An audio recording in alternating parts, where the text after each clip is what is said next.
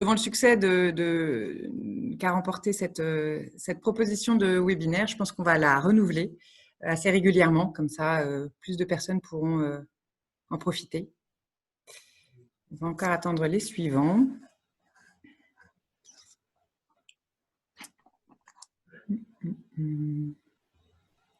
Et pendant ce temps-là,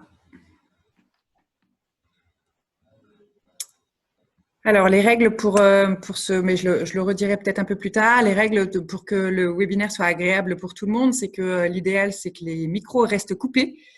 Si vous avez des questions, vous pourrez les poser par la petite bulle conversée en dessous.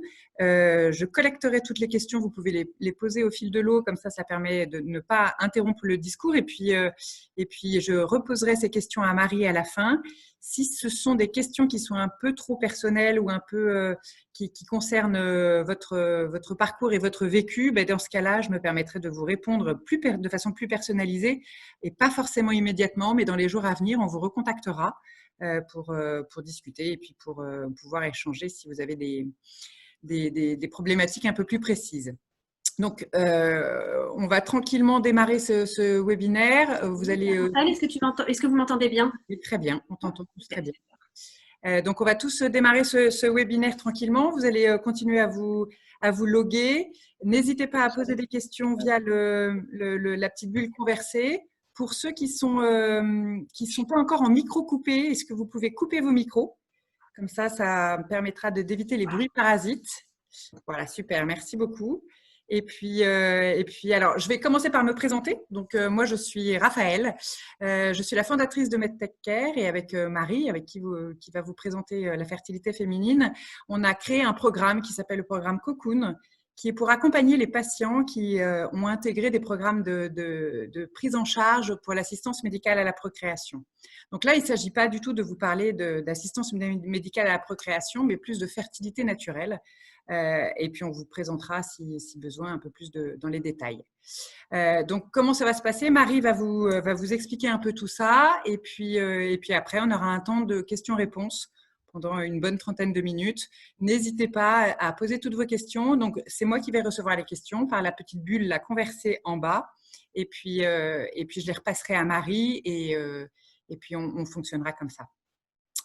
Si vous avez quoi que ce soit, vous pouvez intervenir via la petite bulle conversée. Moi, je ne fais que ça, hein, que vous regardez vous. N'hésitez pas. Voilà. Très bien.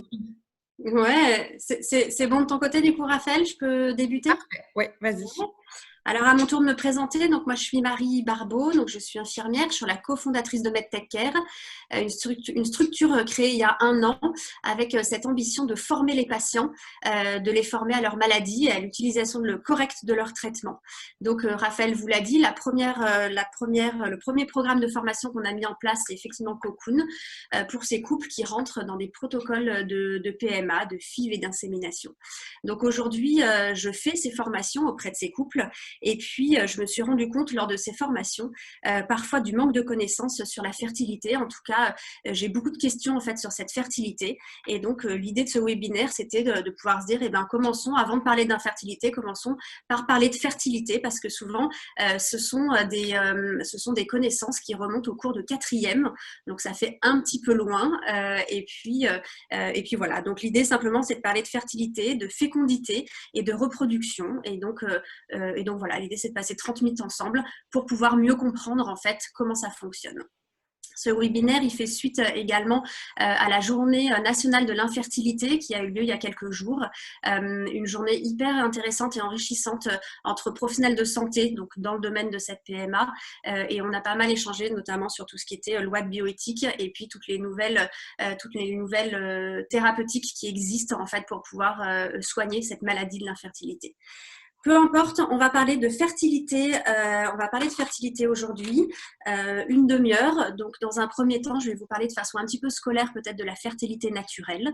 Dans un deuxième temps, je vais aborder donc avec vous comment mieux connaître sa fertilité en tant que femme, mieux connaître ses cycles, mieux connaître ses périodes de fécondité. Et puis, dans un troisième temps, finalement, il se passe aussi pas mal de choses en dehors du corps de la femme et tous ces facteurs qui peuvent influencer la fertilité. Et bien, comment essayer d'en prendre soin.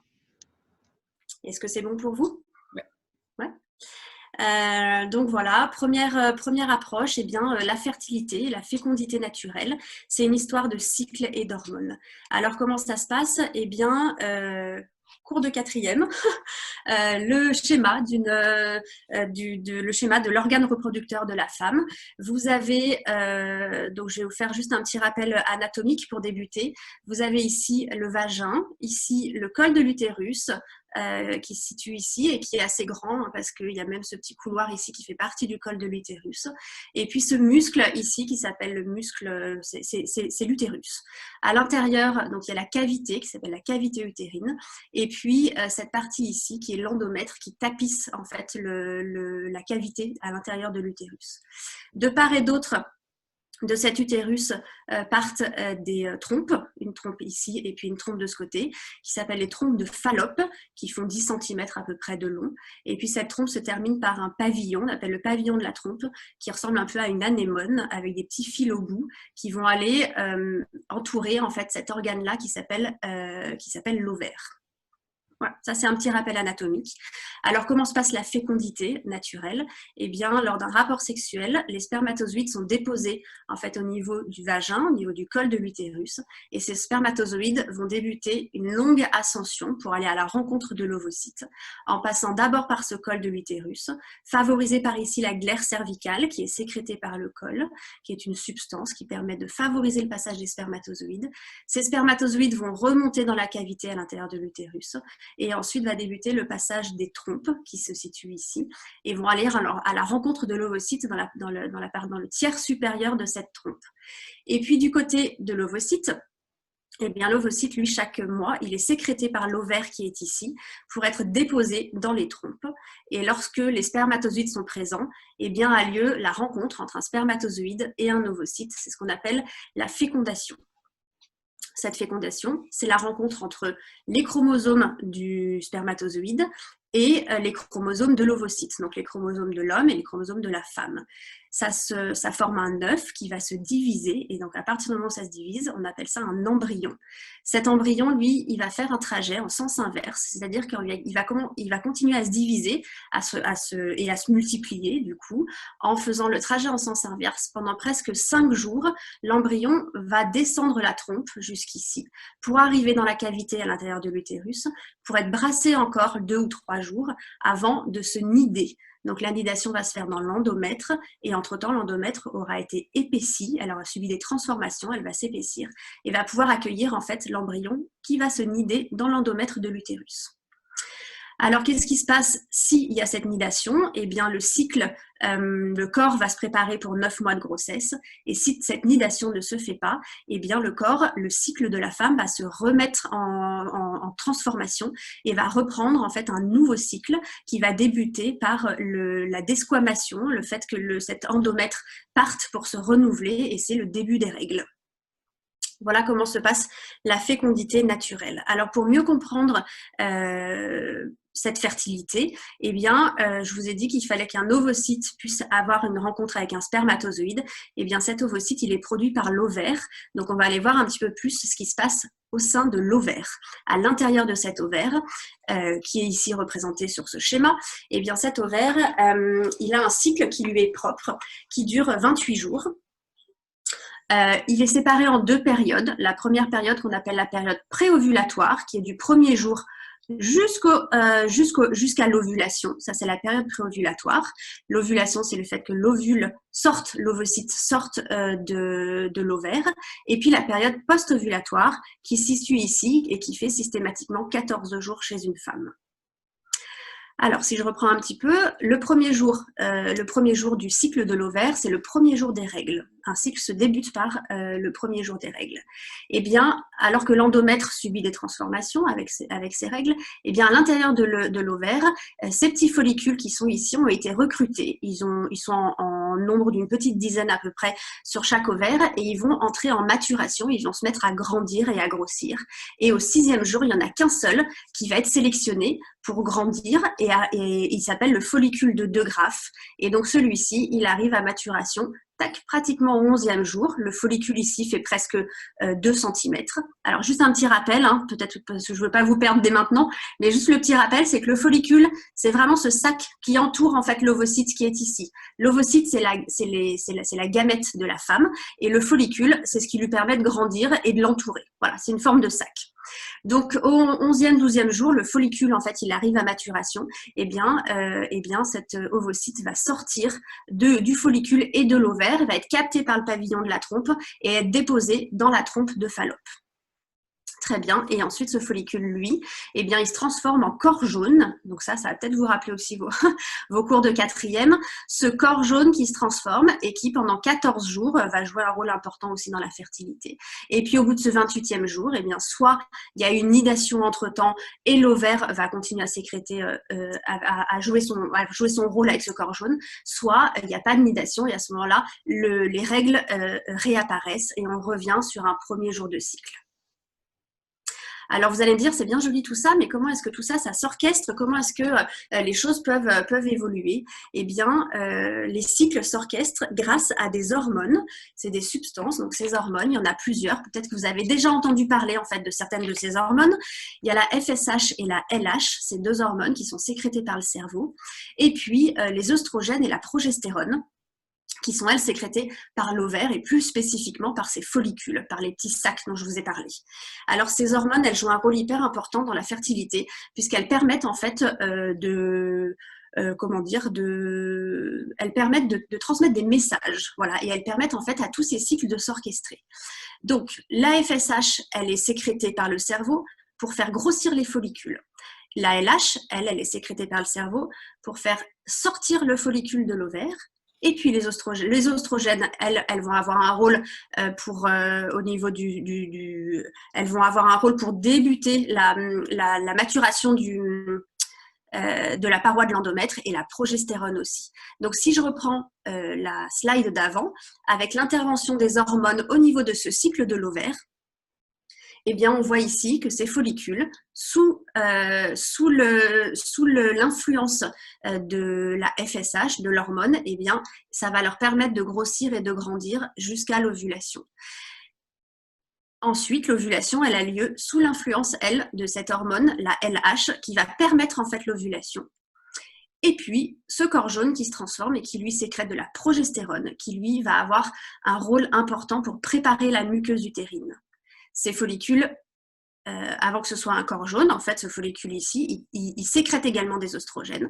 Et ces oestrogènes, en fait, ils jouent un rôle assez important également pour le développement de l'endomètre en période préovulatoire. Et puis surtout, il va jouer un rôle sur la glaire cervicale et il va réguler le cycle. C'est de cette façon-là qu'en fait, tous les cycles vont pouvoir s'imbriquer pour avancer, pour permettre une rencontre entre un ovocyte et un spermatozoïde. Alors du coup, qu'est-ce qui se passe au niveau du cerveau? Je vous ai dit que la FSH et la LH étaient sécrétées par le cerveau. Eh bien, bien sûr, je ne vais pas vous perdre avec tout ça, mais donc cette FSH et cette LH, en fait, elles sont sécrétées par une petite glande qui s'appelle l'hypophyse. Cette hypophyse, elle est là, et cette hypophyse, elle a un chef d'orchestre qui a un nom un peu plus compliqué, qui s'appelle l'hypothalamus, qui est ici. Et c'est son chef, donc elle va sécréter une autre hormone qui s'appelle la GnRH. Donc, si on regarde ce cycle du cerveau, eh bien l'hypothalamus ici sécrète de la GnRH qui va influencer l'hypophyse qui va sécréter à la fois de la FSH et de la LH, cette FSH qui fait grossir les follicules, cette LH qui permet la sortie de l'ovocyte dans les trompes, et puis une fois que ces ovaires ont grandi ici, eh bien, ils sécrètent eux de la progestérone pour que l'utérus soit prêt à accueillir la nidation, et puis les oestrogènes qui, eux, vont pouvoir réguler le cycle en disant à l'hypothalamus, soit tu sécrètes plus d'hormones, soit tu en sécrètes moins, mais comme ça va réguler les choses pour qu'elles puissent être cycliques. C'est un petit peu compliqué peut-être ce cycle du cerveau à comprendre. Simplement, c'est quand même une slide que je propose aux couples que je suis en PMA, à qui je fais cette formation, parce qu'en fait, il existe beaucoup de traitements qui interviennent dans cette aide à la procréation médicalement assistée, qui permettent soit de bloquer en fait cette GnRH, soit d'imiter la LH, soit de remplacer la FSH. Donc, ce cycle du cerveau, il intervient dans cette fertilité et il est souvent un peu négligé parce qu'on ne le connaît pas, mais il n'empêche qu'il il existe. Voilà. Alors, donc je vous ai expliqué que l'ovaire, effectivement, devait produire un ovocyte, que le cerveau produit des hormones, et puis que les organes de la femme accueillent tout ça.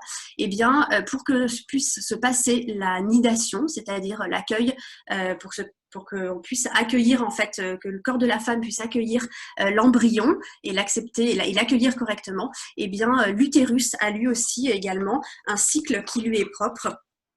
Ce cycle, en fait, c'est un peu le dernier acteur de tous ces cycles de la femme, mais cet utérus, cette paroi, cet endomètre, en fait, va subir des transformations tout au long du cycle. Donc, c'est ce que je vous ai mis comme schéma à cet endroit-là.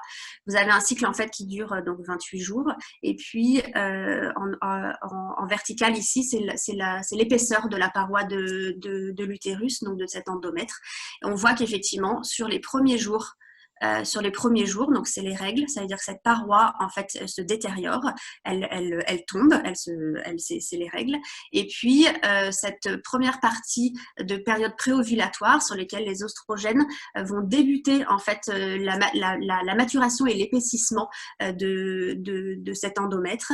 Et ensuite, à partir du 14e jour, c'est le corps jaune qui prend le relais pour sécréter de la progestérone. Et cette progestérone, en fait, elle va activer toute cette microvascularisation qui se fait à l'intérieur et qui permet, en fait, au moment de l'anidation, d'arriver à une épaisseur hyper importante au niveau de l'endomètre et donc pouvoir accueillir correctement l'embryon. À la fin, eh bien, soit il y a une grossesse et à ce moment-là, eh bien, ça va continuer à s'épaissir. Soit il n'y a pas de grossesse et à ce moment-là, hop, ça va se désépaissir et on va débuter un nouveau cycle avec les règles qui arrivent. Cet utérus, cet endomètre, eh bien, il est très important pour cette nidation, mais l'utérus possède également un col, c'est ce qu'on appelle le col de l'utérus, qui est représenté sur le deuxième schéma. Et ce col, il intervient lui aussi quelque part, il a son propre cycle, puisque c'est lui qui va permettre le passage des spermatozoïdes, étant donné qu'en période préovulatoire, il est complètement fermé et il est bas, donc les spermatozoïdes ne peuvent pas passer. Mais finalement, le corps fait en sorte qu'au moment de l'ovulation, eh bien, il puisse y avoir une fécondation, c'est-à-dire il puisse y avoir un passage des spermatozoïdes dans cet utérus et ensuite dans les trompes. Eh bien, en période d'ovulation, le col de l'utérus de la femme va s'ouvrir légèrement, il va être beaucoup plus mou, il va se ramollir et il va permettre le passage des spermatozoïdes à ce niveau-là. Voilà. Et en période post-ovulatoire, eh bien, le col se referme à nouveau, il n'y a plus de possibilité de passage. Je vous ai dit tout à l'heure qu'à l'intérieur de ce col était sécrété ce qu'on appelle de la glaire cervicale, qui est une substance un peu aqueuse. Et bien, cette glaire cervicale, elle a également un rôle relativement important parce que elle va permettre le passage de ces spermatozoïdes, elle va accueillir les spermatozoïdes, elle va les sélectionner, elle va permettre ce passage de ces spermatozoïdes, mais pas à n'importe quel moment, bien évidemment, sous l'action des oestrogènes. En fait, ce passage, il va être possible parce qu'en fait, le maillage va être beaucoup plus fin et puis la substance va devenir également beaucoup plus fine, ce qui va permettre le passage des spermatozoïdes, alors qu'en préovulatoire, eh bien, le maillage est hyper épais, les spermatozoïdes ne peuvent pas passer, et en post-ovulatoire, c'est exactement la même chose, ça devient beaucoup plus épais et avec une impossibilité du passage des spermatozoïdes. Donc voilà, tous ces cycles qui s'imbriquent les uns dans les autres pour cette fécondation, eh bien, en fait, c'est une forme, finalement, la fécondité, c'est une forme d'alignement de planètes où chaque organe et puis chaque hormone et chaque cellule joue son rôle. Et bien voilà, l'utérus, l'ovaire et le cerveau jouent un rôle et un cycle qui sont orchestrés en fait par des hormones pour permettre à l'ovocyte et au spermatozoïde de se rencontrer et ensuite de se nider et pour débuter une grossesse.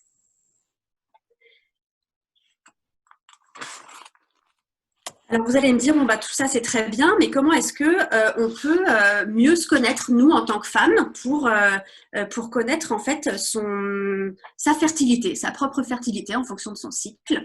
Eh bien, la première chose à faire, en fait, c'est de connaître sa période de fécondité. Donc la période de fécondité, c'est quoi? Eh bien, c'est tout simplement la période du cycle durant laquelle un rapport sexuel peut entraîner une conception. Donc, pour comprendre en fait cette période de fécondité, eh bien, il faut savoir qu'un spermatozoïde vit entre 4 et 5 jours, alors que les ovules, elles, vivent que 24 heures. Donc, la période de fécondité, eh bien, c'est le moment entre le 9e jour et le 16e jour où un rapport peut être fécondant, puisque la survie du spermatozoïde peut aller à la rencontre d'un ovocyte vivant. Voilà, ça c'est ce qu'on appelle la période de fécondité. Donc s'il y a un rapport sexuel avant le 9e jour, eh bien il n'y aura pas de possibilité de fécondation. Et s'il y a un rapport sexuel le 17e jour, eh bien l'ovocyte lui ne sera pas vivant et donc il n'y aura pas de fécondation. Et puis, on peut aller un petit peu plus loin pour mieux se connaître. On peut même aller plus loin et essayer de calculer sa date d'ovulation. Alors, comment est-ce qu'on peut calculer sa date d'ovulation? Eh bien, lorsqu'un cycle est régulier et qui fait 28 jours, c'est relativement facile. Je vous ai dit tout à l'heure que la période post-ovulatoire, elle était toujours de 14 jours. Donc, sur un cycle qui est régulier, comme sur ce schéma-là, eh bien, sur un cycle irrégulier, on va calculer au premier jour des règles, 14 jours avant, et on va tomber sur la date d'ovulation. Ici, c'est le jour de l'ovulation. Donc, vous voyez sur ce petit schéma, effectivement, ce qui se passe dans l'ovaire, avec le follicule qui grossit, qui arrive à ovulation au 14e jour et qui se transforme en corps jaune après. Donc ça, ce qui est intéressant, c'est que ce qui peut être même troublant, c'est que sur un cycle de 28 jours, on a l'impression que l'ovulation, elle est pile au milieu. Et en fait, non, l'ovulation, elle n'est jamais pile au milieu, elle est 14 jours avant le début des règles. Donc ça, c'est assez intéressant parce que lorsque les femmes ont un cycle qui est plus court ou un cycle qui est plus long, eh bien, pour calculer la date d'ovulation, lorsque le cycle est régulier, eh bien, il suffit de faire 14 jours avant le premier jour des règles. Donc, si votre cycle est de 30 jours, donc un petit peu plus long, eh bien le jour de l'ovulation, ce sera au 16e jour. Et si votre cycle est de 32 jours, eh bien si vous enlevez 14 jours à ces 32 jours, j'espère que je ne vous perds pas, eh bien l'ovulation aura lieu au 18e jour. Donc ça, c'est lorsque les femmes ont un cycle qui est régulier, c'est possible de calculer cette date d'ovulation. Mais lorsque le cycle est irrégulier, eh bien pas de panique, on peut aussi... Ah, ça bloque, pardon. Ah.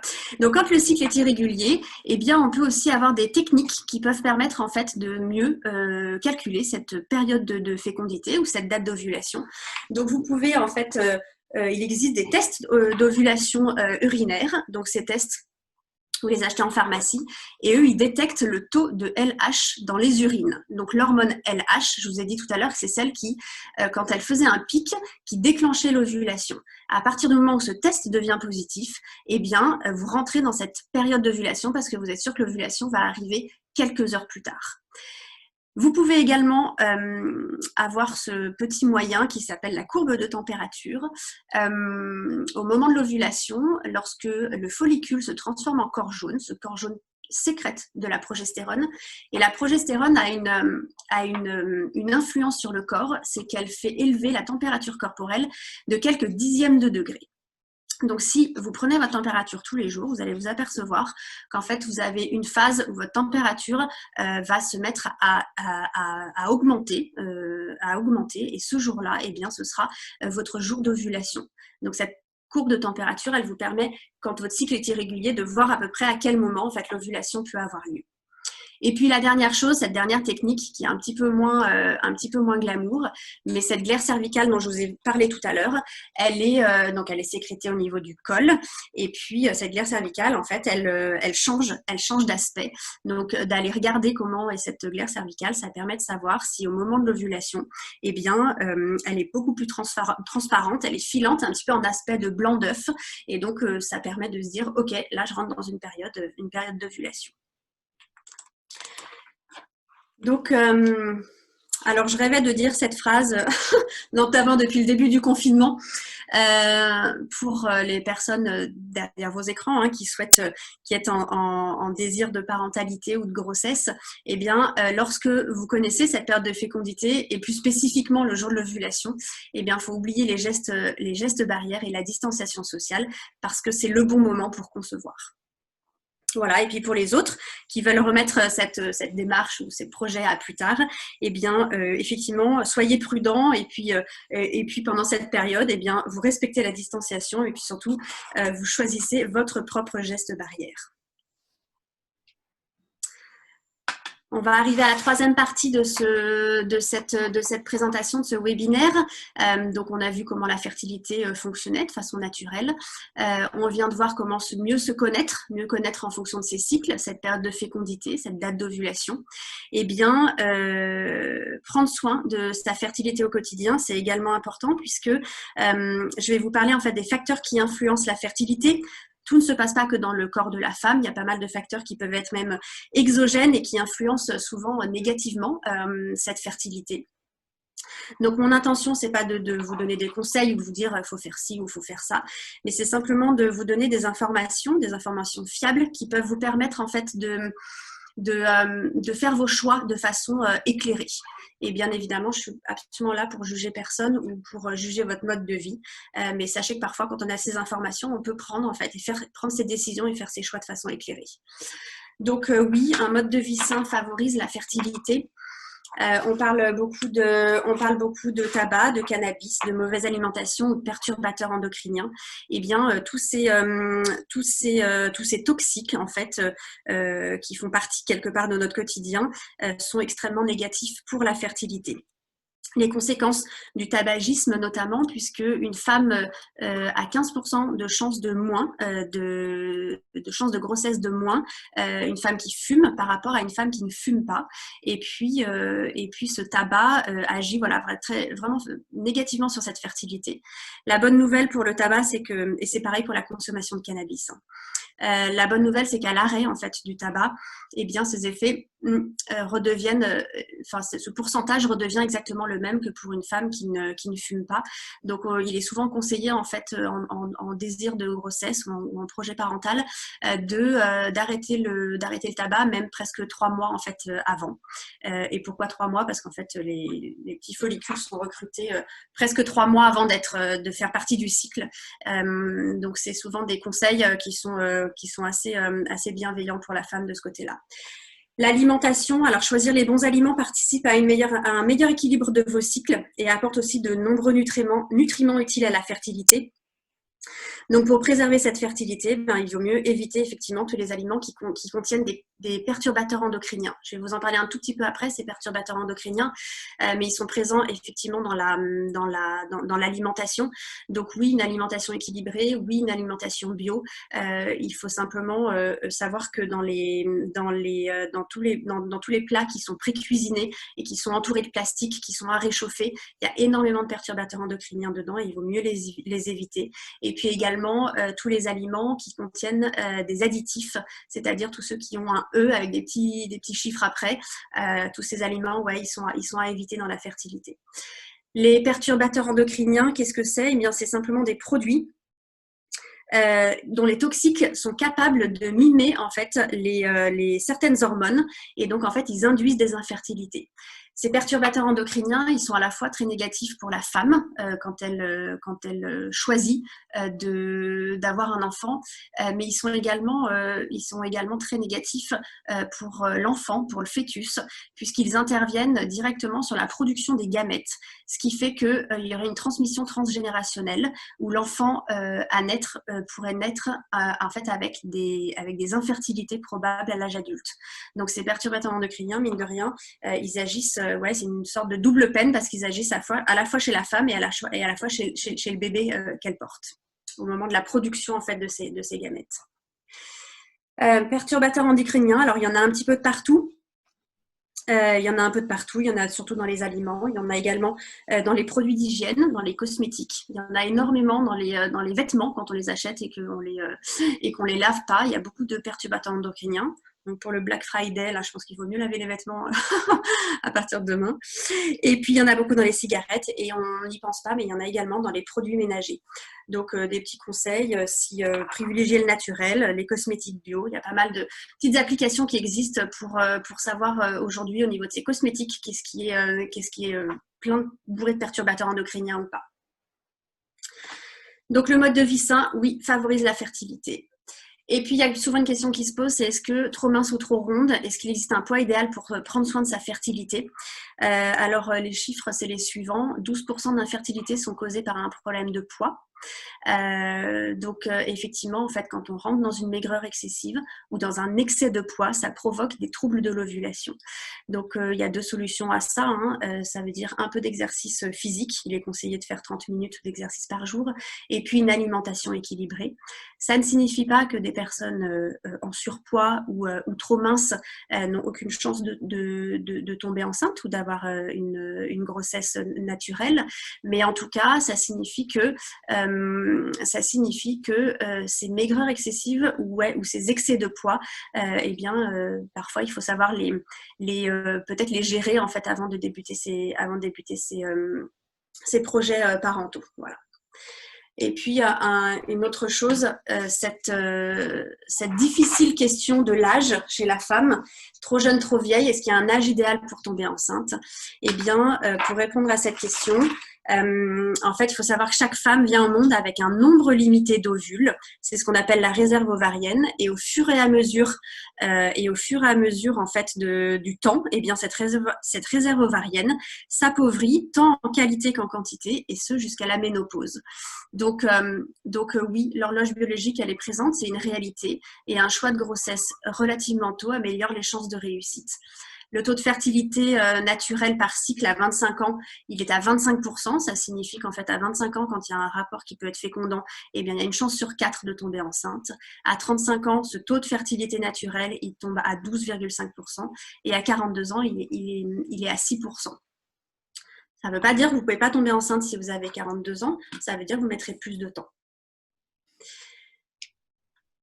Quand on a préparé ce webinaire avec Raphaël, on a eu quelques retours en disant la fertilité féminine c'est bien, mais et la fertilité masculine dans tout ça. Alors oui, une petite slide sur la fertilité masculine. En fait, contrairement à la femme dont la production des ovocytes est en quelque sorte prédéfinie, eh bien l'homme, lui, il renouvelle son stock de spermatozoïdes quotidiennement. Donc c'est relativement plus facile pour lui et surtout pendant plus longtemps. Donc c'est relativement facile pour lui. Alors même s'il n'y a qu'un seul spermatozoïde qui va féconder un ovocyte, eh bien il y en a des millions de potentiels. Donc effectivement c'est plus simple. La fertilité est plus simple pour les hommes. Il n'empêche qu'en 40 ans, la qualité du sperme aurait diminué de moitié dans le monde occidental. Et ça, il faut le savoir, c'est juste énorme. Ce qui n'a pas altéré la fertilité de l'homme, mais quand même, elle s'est quand même bien, la qualité en fait aurait vraiment diminué de moitié ces 40 dernières années. Donc, pour favoriser la fécondation, eh bien, les spermatozoïdes doivent toutefois être matures, mobiles, avec des formes correctes. Et donc, la qualité de ces spermatozoïdes sont altérées par les mêmes facteurs que ceux des femmes. Donc, c'est intéressant de le savoir. Donc, tabac, cannabis, les facteurs environnementaux, les perturbateurs endocriniens. Mais il y a une chose qui est un peu plus qu'il faut savoir en fait chez les hommes, c'est que les spermatozoïdes détestent la chaleur. Donc, pour les hommes qui sont très sportifs et également pour tous ceux qui portent leur téléphone en fait dans leur poche devant, très proche des testicules, eh bien ça altère la qualité des spermatozoïdes. Et puis les hommes, enfin en tout cas les spermatozoïdes sont beaucoup plus sensibles également à l'alcool. Alors j'en ai pas parlé pour les femmes, mais ça a été prouvé que 5 verres d'alcool par semaine pouvaient diminuer cette qualité. Donc voilà, quand même un petit mot pour les hommes et pour les spermatozoïdes. Voilà, alors aujourd'hui en fait l'âge moyen d'une première grossesse chez les femmes, elle est à 30 ans. S'il y a un essai qui est infructueux depuis un an, eh ben, surtout n'hésitez pas à aller consulter ou à aller faire des examens supplémentaires parce qu'un an c'est un petit peu trop long. Et puis on suggère également aux femmes à partir de 35 ans, lorsque cet essai est infructueux, en fait, de faire quelques examens en fait, à partir de 6 mois d'essai. Donc voilà, j'espère que ce webinaire vous aurait un petit peu éclairé sur votre fertilité, comment ça marche.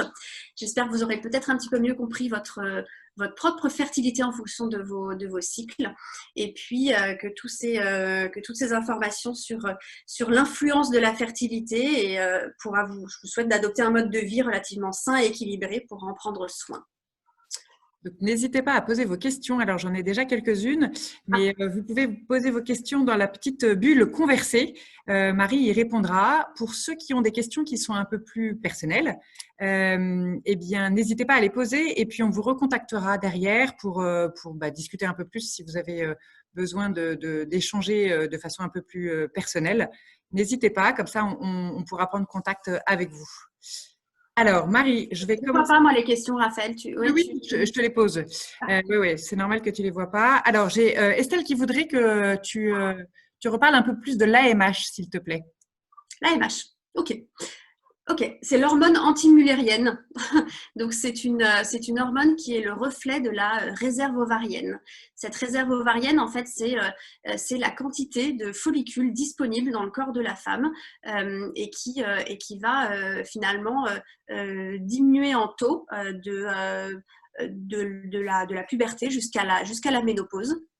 Et donc, cette AMH, c'est le reflet de la réserve ovarienne. Et souvent, si vous avez déjà calculé votre taux d'AMH, c'est peut-être que vous avez des difficultés pour concevoir. Et il est souvent cumulé, ce taux d'AMH, à des échographies pour essayer d'aller voir le nombre de follicules que vous avez au niveau des ovaires.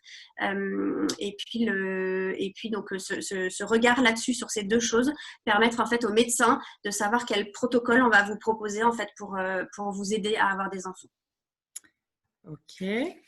Alors, j'ai une question aussi qui me dit, j'ai fait une grossesse extra-utérine, à quoi cela correspond?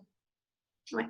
Alors, comme son nom l'indique, la grossesse extra-utérine, c'est le fait que la grossesse ne se passe pas dans l'utérus, mais à l'extérieur de l'utérus. Je vous ai montré tout à l'heure le schéma de la fécondité, de la fertilité. Quand l'embryon est en train de descendre dans la trompe, il va en fait être accueilli par l'endomètre dans l'utérus. Et bien parfois, en fait, cet embryon, il s'arrête dans les trompes et il commence à grandir et à se nider, mais dans les trompes de Fallope. Et donc, ces trompes, elles sont absolument pas faites pour accueillir en fait un embryon et en tout cas pas pour grossir comme le muscle de l'utérus. Et donc du coup, c'est des grossesses qui sont des débuts de grossesse qui sont extrêmement douloureux parce que ça provoque des grosses douleurs et surtout qui peuvent pas arriver à terme. Ok. Alors, j'ai Eric, un homme. Donc, Ah. bon, oui, mais il y en a quelques-uns quand même dans le public qui demandent combien de temps les spermatozoïdes restent dans le corps de la femme. Alors, ces spermatozoïdes, en règle générale, donc ils peuvent vivre jusqu'à 4 à 5 jours et en fait, ils sont captés, ils peuvent rester 4 à 5 jours parce qu'ils sont captés par cette fameuse glaire cervicale. Et donc, parfois, le col de l'utérus peut être fermé, mais les spermatozoïdes vont rester dans la glaire et ensuite, au moment où le col va s'ouvrir, et bien, les spermatozoïdes vont pouvoir remonter. Donc, plusieurs jours dans le corps de la femme, oui. En revanche, pas dans le vagin finalement parce que c'est assez hostile pour les spermatozoïdes, mais dans la glaire cervicale. J'ai Samy qui a des choses intéressantes à ajouter sur la glaire cervicale. Alors, Samy, je te laisse prendre la parole. Il suffit juste que tu désactives ton micro. Oui, merci Raphaël. Bonjour, bravo pour cette présentation. J'y ai assisté parce que, voilà, sur l'invitation de Raphaël, l'occasion m'a été donnée de travailler sur ce système, notamment au départ sur les infections vaginales et la vaginose bactérienne. Et le hasard a fait que certaines expériences, études cliniques, m'ont amené à travailler sur la glaire cervicale, notamment qui est parfois, qui reste épaisse et extrêmement fermée au passage des spermatozoïdes, malgré le cycle hormonal assez normal. Et il y a à peu près 5 à 10%, notamment dans les pays méditerranéens, un problème de fertilité lié non pas au cycle hormonal ou à la préparation de l'utérus, mais surtout à la dissociation de l'impact hormonal sur la glaire cervicale qui fait que, comme vous venez de le dire il y a 5 minutes, les spermatozoïdes soit sont empêchés de rentrer, il faut imaginer que c'est une sorte de filet qui peut s'élargir ou se rétrécir en fonction de l'action hormonale. Et bon, je ne fais pas ça pour vendre ce que j'ai fait. Mais il y a aujourd'hui des produits à base de phytostérol et tout ça qui sont par voie intravaginale, qui peuvent agir sur la qualité et sur la transparence de la glaire cervicale, qui peuvent réduire, élargir le champ et permettre la libération des spermatozoïdes au lieu qu'ils soient emprisonnés à ce stade-là. La deuxième chose, on a observé aussi, parce que j'ai fait des études cliniques en Afrique et au Moyen-Orient, les pratiques sexuelles dans certaines sociétés agissent également sur la qualité de l'espace vaginal et sur aussi la fertilité, et aussi il y a des problèmes psychologiques, notamment quand il y a des mariages forcés, un mec de 50 ans qui se marie avec sa nièce, etc., avec des problèmes de vaginisme, etc., qui font d'autres problèmes pour ajouter à ce que à signaler Marie. Heureusement, on n'a pas ces problèmes-là ici en Europe. Et la dernière chose, c'est la qualité de la microflore vaginale agit énormément également sur la qualité de la fécondité, parce que il y a également un lien malgré tout entre la qualité de l'espace vaginal et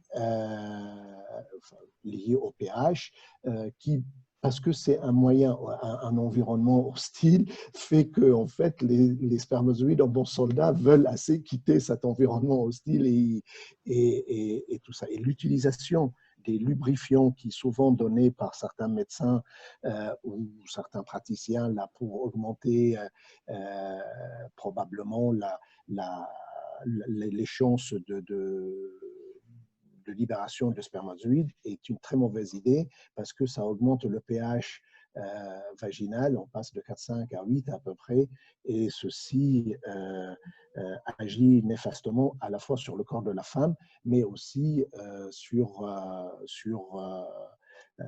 l'état et la nature, enfin l'état de la glaire cervicale là, qui est extrêmement importante dans cette période-là. Voilà, je voulais ajouter ça c'est juste, je ne sais pas pour prendre la vedette, mais ce sont des choses… Ça pourrait faire l'objet d'un prochain webinaire. Voilà, mais si vous voulez, en fait, je connais très bien Raphaël, on peut en parler en parallèle de ça et vous montrer un certain nombre de choses, de travaux qui ont été faits, de 10 ans de recherche sur le sujet. Avec plaisir. Merci Samy. Alors, on continue sur les questions, Marie. J'ai une question de Géraldine qui dit avec beaucoup d'humour: si je bois, je fume et pas toujours que du tabac avec un bon tour de taille, suis-je à l'abri d'une grossesse? J'aime bien cette question. Alors Géraldine, ça dépend dans quelle optique en fait vous êtes. C'est Géraldine, hein, c'est ça? Non, je me suis trompée de prénom? Oui, non, je crois que c'est ça. Non, c'est okay, très ça dépend dans quelle optique vous êtes. Alors effectivement, si vous voulez tomber enceinte, vous pouvez continuer à faire ça. En revanche, non, le tabac, ce n'est pas une contraception, l'alcool n'est pas une contraception, et le poids n'est pas une contraception non plus. Donc vous avez quand même des chances de tomber enceinte en ayant ces habitudes de vie. Alors, j'ai une autre question de Inma qui te demande: le taux de LH peut déterminer à lui seul si oui ou non on peut procréer. Alors, je suppose que la question, c'était est-ce que la prise En fait, ce taux de LH, il évolue au cours du cycle. Donc, il intervient, alors je ne vous l'ai pas dit tout à l'heure, mais il intervient aussi pour la maturation des follicules en période préovulatoire. Il est surtout très intéressant ce pic de LH, parce que réellement, sur la courbe, en fait, en période préovulatoire, il va monter tout doucement. Et puis, juste 38 à 40 heures en fait avant l'ovulation, il y a vraiment un pic qui se fait, et c'est ce pic-là qui va être décelé dans les tests urinaires. Et c'est ce pic qui va déclencher l'ovulation. On sait que c'est exactement 38 à 40 heures plus tard. Je ne sais pas si je réponds à votre question. Alors, ok, si vous avez d'autres questions, n'hésitez pas à les transmettre. J'ai aussi Karine qui demande: bonjour, pouvez-vous m'envoyer ou me dire plus sur les nutriments utiles à la fertilité? Oui, ce serait aussi l'objet d'un webinaire, parce que c'est relativement long. Est-ce que je peux vous répondre du coup peut-être en… C'est relativement long parce qu'il y en a beaucoup en fait. Oui. Mais de façon globale, équilibre alimentaire et enlever les perturbateurs. Voilà. Et oui, il y a des vitamines, il y a du zinc, il y a des… voilà. Et accessoirement, il y a souvent pas mal de ces vitamines et de ces nutriments qui sont prescrits en fait en début de parcours de FIV. Alors, j'ai aussi une question qui dit, vous disiez que les ovaires propulsaient un ovule chaque mois. Comment explique-t-on les jumeaux? Oui, c'est une bonne question. Donc, la nature, en fait, fait que chaque mois, la femme expulse, enfin, l'ovaire expulse un ovocyte. Et bien, parfois, en fait, ces follicules, donc au tout début, en fait, dans cette période préovulatoire, je vous ai dit qu'il y avait plusieurs follicules. Et bien, parfois, il n'y en a pas il n'y en a pas qu'un seul qui va arriver à maturation. Il va y en avoir deux. Et à ce moment-là, et bien, c'est deux patrimoines génétiques, deux ovocytes qui vont être fécondés par deux spermatozoïdes différents et ensuite se nider à deux endroits différents et c'est ce qu'on appelle les faux jumeaux. Après, pour les vrais jumeaux, donc pour la gémellité chez les vrais jumeaux, c'est un ovocyte et au moment de la première division cellulaire, et bien chacune de cette première division va entrer en maturation et en fait les vrais jumeaux, en fait, ils ont le même patrimoine génétique parce qu'ils sont issus du même ovocyte et du même spermatozoïde. Alors là, c'est plus une remarque de Joseph qui dit aujourd'hui, malheureusement, certains diagnostics sont longs à établir. Dans le cadre d'un SOPK, peut-être préciser ce que c'est que le SOPK, les indicateurs sont totalement faussés avec les perturbateurs endocriniens. Oui, alors le SOPK, c'est ce qu'on appelle le syndrome des ovaires polykystiques. C'est une des raisons pour laquelle ça touche les femmes, c'est une des raisons pour laquelle ça provoque des infertilités. Et ces perturbateurs endocriniens, effectivement, faussent tous ces résultats. Oui, tout à fait. J'ai quelques questions qui sont plutôt d'ordre privé, donc je récupère aussi vos coordonnées pour qu'on puisse vous recontacter. Tac, tac, tac. Donc ça, on les reverra. J'avais quand même noté tout à l'heure. Voilà. Une autre question qui dit, mon ami doit prendre une pilule pour avoir un bébé et là, je ne comprends pas. Oui. Alors, c'est pas une erreur de votre gynécologue. Je pense que votre amie, elle rentre dans ses protocoles de PMA et dans ses protocoles, en fait, certainement en FIV. Et il y a certains protocoles, en fait, les pilules, ce sont souvent des traitements à base d'œstrogènes. Je vous ai dit tout à l'heure que les oestrogènes, ils régulaient le cycle. Et bien, parfois, quand il y a une certaine quantité d'oestrogènes, en fait, ils vont mettre l'ovaire au repos, c'est la raison pour laquelle quand on prend une pilule, on ne peut pas tomber enceinte, mais mettre l'ovaire au repos et ça va permettre en fait dans son protocole de FIV de pouvoir, parfois c'est souvent proposé même aux patientes qui sont SOPK justement, de pouvoir mettre l'ovaire au repos pour ensuite le stimuler à fond au moment où tous ces petits follicules qui sont présents au départ puissent être tous sur les starting blocks pour les stimuler à fond. Donc oui, c'est pas une erreur, c'est complètement normal et parfois ça peut être assez troublant de dire je voudrais un enfant mais je commence par prendre une pilule. Oui, c'est assez troublant. Et j'ai encore une question qui dit quels sont les examens à faire pour connaître sa fertilité? Alors, j'imagine que c'est plutôt sur le bilan ou sur le… Oui, c'est ça, sur le bilan. Ouais. Donc, ça, je peux y répondre de deux manières différentes. La première, c'est qu'effectivement, quand il y a des retards, quand il y a des essais qui sont infructueux, le médecin va commencer par vous faire toute une batterie de prise de sang et puis d'examen. En fait, l'idée, c'est d'aller voir… En fait, je vous ai dit tout à l'heure que c'était vraiment un alignement des planètes. Et bien, quand ça ne fonctionne pas, on va essayer d'aller voir toutes ces planètes pour essayer de voir qu'est-ce qui ne fonctionne pas au milieu de toutes ces planètes. Donc, vous pouvez avoir un bilan sanguin pour voir si les hormones sont sécrétées correctement.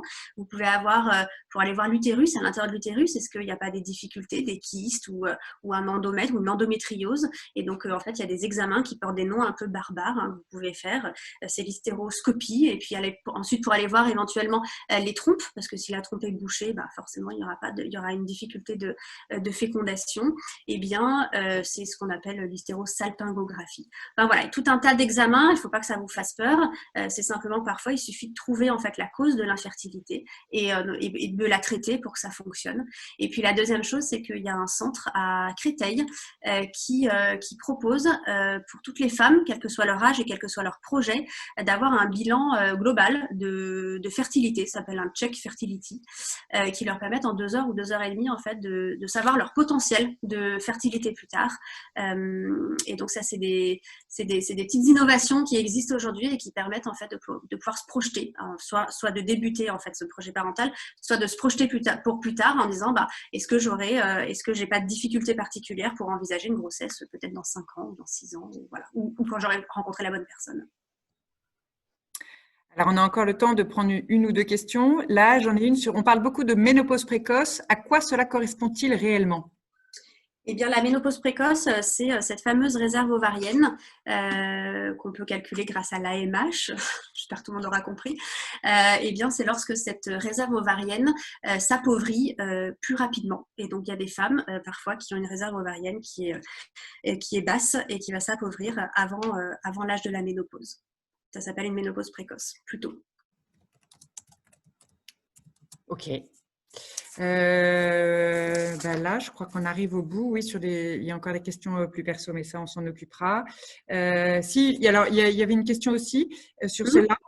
Bon, le cycle de la femme est de 28 jours. Le J1 est toujours le premier jour des règles. Oui, oui. Quand le cycle de la femme débute par le premier jour des règles. C'est toujours comme ça. C'est comme ça. Voilà. Et il se termine la veille du premier jour des règles du cycle d'après. Ouais. Ah. Quelle que soit la longueur du cycle, hein, finalement, 28, 30, 32 ou 26 jours, le premier jour des règles, c'est le premier jour du cycle. J'ai aussi beaucoup de remerciements de personnes qui te remercient, Marie, de transmettre tout ça, qui applaudissent même. Donc, on renouvellera certainement l'expérience parce que c'est vrai que c'est compliqué d'accéder à une information en dehors des classes de 4e. Si on a des adolescents dans son entourage qui sont en 4e, ouais, pourquoi pas. Mais sinon, ça peut être compliqué. Et puis, c'est aussi assez difficile de se retrouver face à un médecin et de lui dire qu'en fait, on ne comprend pas de quoi il parle. Donc voilà, on a un peu développé ce programme Cocoon et puis ces formations justement pour remettre un peu les choses à plat et que ce soit plus facile d'échanger derrière avec le médecin. On vous conseille bien sûr de vous tourner systématiquement vers votre gynécologue ou vers votre médecin traitant. Les gynécologues de ville souvent suffisent pour prendre en charge des patients qui n'ont pas de problèmes en tout cas étiquetés d'infertilité. Et puis après, évidemment, s'il y a des problèmes d'infertilité avérés et qu'il va falloir passer à des étapes un peu plus complexes de prise en charge de fécondation in vitro ou d'insémination artificielle, n'hésitez pas à contacter les centres de FIV ou de PMA qui sont pas très loin de chez vous. Si vous avez besoin de coordonnées, vous les trouvez en général sans trop de difficultés sur les sites spécialisés. Et puis nous, on se tient à votre disposition réellement pour répondre à vos questions. Donc, vous avez nos coordonnées qui sont affichées. Vous pouvez nous contacter soit par les réseaux sociaux, soit directement sur notre site internet. On est là pour œuvrer, pour faire de l'information auprès des patients pour que les choses soient plus facilement compréhensibles de votre part. Donc, merci de nous avoir suivis. C'est très sympa aussi de nous faire vos petits retours là comme ça. C'est très encourageant. J'ai hâte de les lire. Oui, tu les verras, Marie. Et puis, à une prochaine, on va recommencer ça. On va recommencer certainement. Merci beaucoup à tous. Bonne soirée et à bientôt. Au revoir. Merci à vous. Merci, c'est gentil. Au revoir. Merci beaucoup. Merci. Au revoir et merci. Avec plaisir.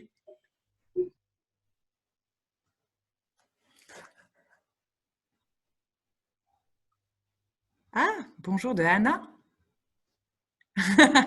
Chouette.